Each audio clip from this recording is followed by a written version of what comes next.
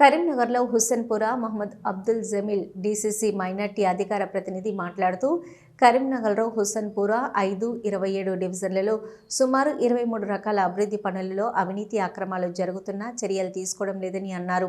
ఈ విషయంలో లోకాయుక్తలు కూడా ఫిర్యాదు చేశామన్నారు. కాంగ్రెస్ మైనార్టీ నేత తాజుద్దీన్ ఒకరి పేరిట మరొకరి పేరిట అభివృద్ధి పనులు చేస్తున్నారని పేర్కొన్నారు. వెంటనే వారిపై తగిన చర్యలు తీసుకోవాలని డిమాండ్ చేశారు. ఈ కార్యక్రమంలో పలువురు పాల్గొన్నారు. నగర పాలక సంస్థ అవినీతిగా మారింది. మేయర్కి కార్పొరేటర్ నుండి మేయర్ వరకు మొత్తం అవినీతి జరిగింది. ముఖ్యంగా పాత 5వ డివిజన్ 27వ డివిజన్ హుస్సేన్పురాలోని ఒకరి కాంట్రాక్టర్ లేకున్నా సుత దొంగ బిల్లు లేపుతూ అవినీతిమయం చేస్తూ నా అధికారులు కూడా దాంట్లో ఉన్నారు. వాళ్ళపై కూడా చర్యలు తీసుకోవాలని మేము మైనార్టీ సెల్ తరఫున కోరుచున్నాము.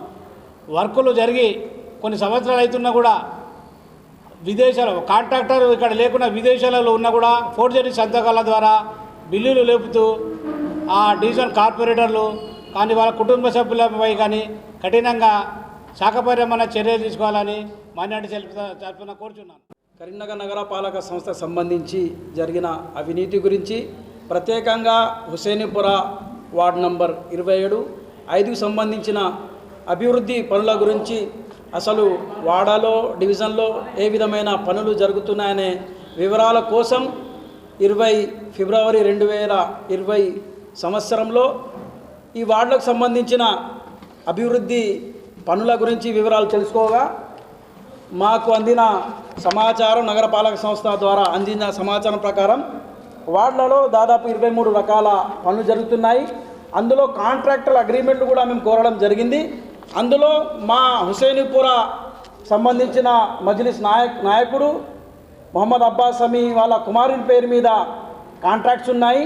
వాస్తవానికి ఆయన కుమారుడు ఇబ్రాహీం అబ్బాస్ 2016 ఆగస్టు నుండి విదేశాలలో ఉంటాడు.